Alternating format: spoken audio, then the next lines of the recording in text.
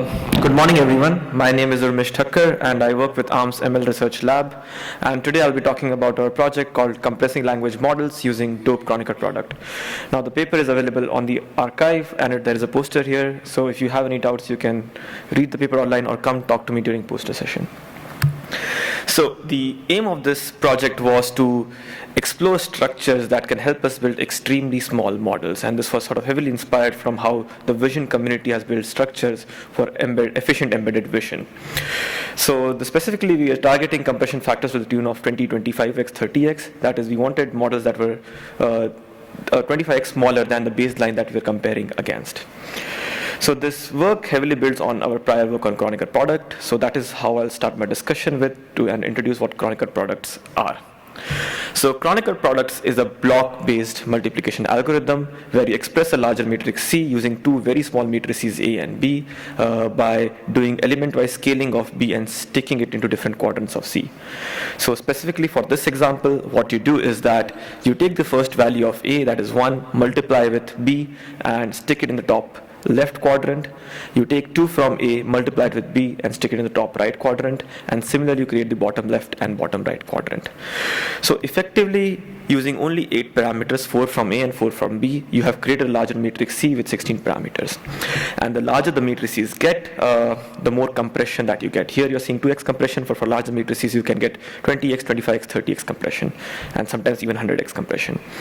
Now, because of this block-based way of doing matrix multiplication, if you size A and B correctly, you can create C with an extremely large rank, sort of saving its expressive capabilities.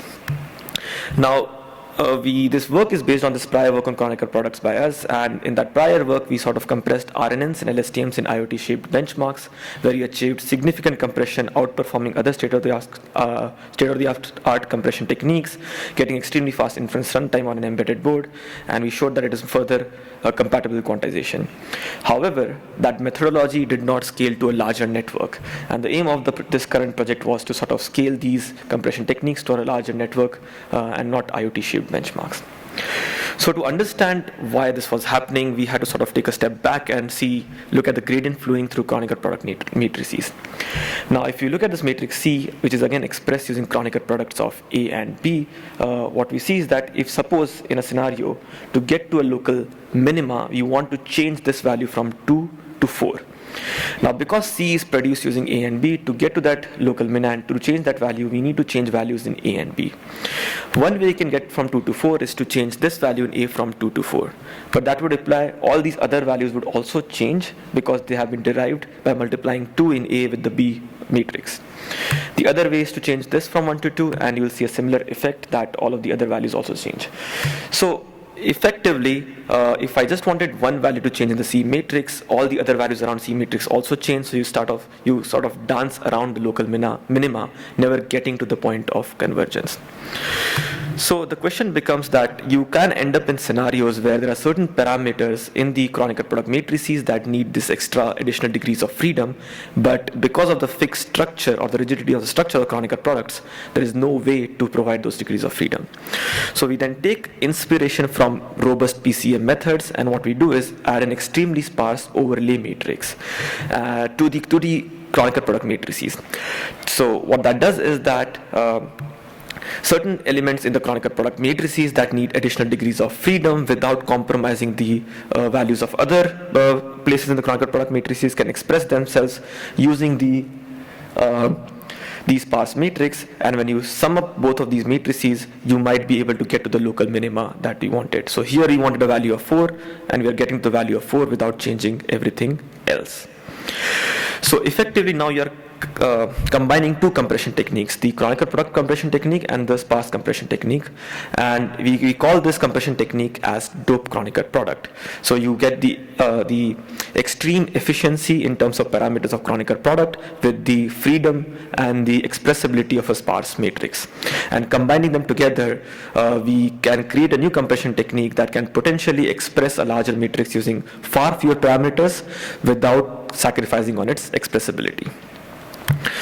So the next question becomes, how do you identify these values that need additional degrees of freedom? So the way we do it is we allow back propagation to figure it out. So we replace each weight matrix in a neural network using the sum of Kronecker product matrices and a sparse matrix. This sparse matrix starts off being dense, and over time it is pruned to a significantly large value, say 97, 98%, and the few parameters that are left are the parameters, hopefully, that need those additional degrees of freedom. So we evaluated this on a large language model with large matrices and a baseline perplexity of 82. And what we realize is that Daped Kronecker Product, or DKP, as we have described up until now, does not work that well. So we were replacing the weight matrices using a sum of Kronecker product matrices and sparse matrix, where the sparse matrix starts off being dense and then you prune it over time. Now, if we assume the sparsity to be 100%, that is, it doesn't exist and only Kronecker product matrices exist, we get a compression factor of 338x, and the perplexity drops from 82 to 104. So note this is perplexity, so the lower value is better. So for 38x compression, we are getting a 38% reduction in accuracy, which was expected. This is a large compression factor. If we sort of inject 1% more parameters into the network and reduce by reducing the sparsity from 100% to 99%, we have effectively, because we have injected 1% more parameters, we have effectively reduced the compression factor from 338x to 100x. But what that has led to is that has increased the perplexity value instead of decreasing it. So that's sort of counterintuitive. We wanted the sparse matrix to support the Kronecker product matrices, but what has happened is that by injecting parameters, we are making things worse. Now, the reason this happens is because of a phenomena that we sort of call co-matrix adaptation. And for the purpose of brevity, I'll skip why this is happening, but the reason this happens is because, or the mechanics of why this is happening, but the reason this happens is because the minima becomes too reliant on the sparse matrix. Again, the details are in the paper, why this doesn't work this way, and it's also in the poster, and you can come and talk to me. So the next question becomes that we can ask ourselves is that, is there a way that the Daped Kronecker product matrix compression techniques work, and could you manage co-matrix adaptation? So this is how we were training it initially, replacing the weight matrices using Kronecker product of two smaller matrices and a sparse matrix, but that led to a poor accuracy. So this was happening because the minima was too reliant on a sparse matrix. So what we can do is manage that somehow using regularization and block coordinate descent. And all of these techniques helped us a bit. But the technique that was the most effective was a new technique, that regularization scheme that we invented, which is called co-matrix row regularization.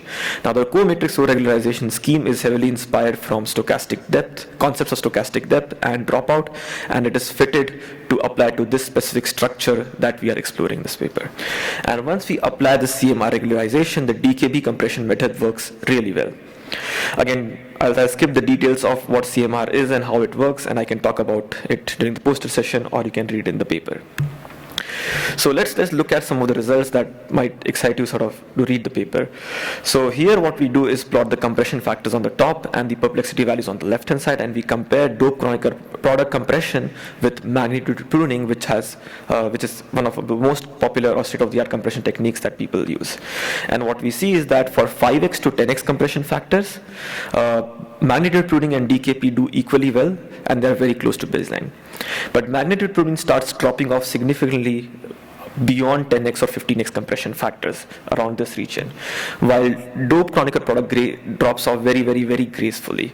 And what that means is that at high compression factors like 20x and 25x, Daped Kronecker product compression technique is achieving accuracy very close to the baseline while outperforming magnitude pruning by a huge margin. We compared this work with other papers that have compressed the same benchmarks, and what we realized is that we are the only one who consistently achieve extremely large compression factors while keeping up most of the baseline perplexity, and other compression factors achieve similar compression factors by compressing it by a far lesser margin, say 8x or 2x, or they lose a lot of accuracy when you use them to compress to such a large factor. So yeah, if you find these numbers interesting, please do come find me during the poster session and talk to me, or read the paper online. Thank you.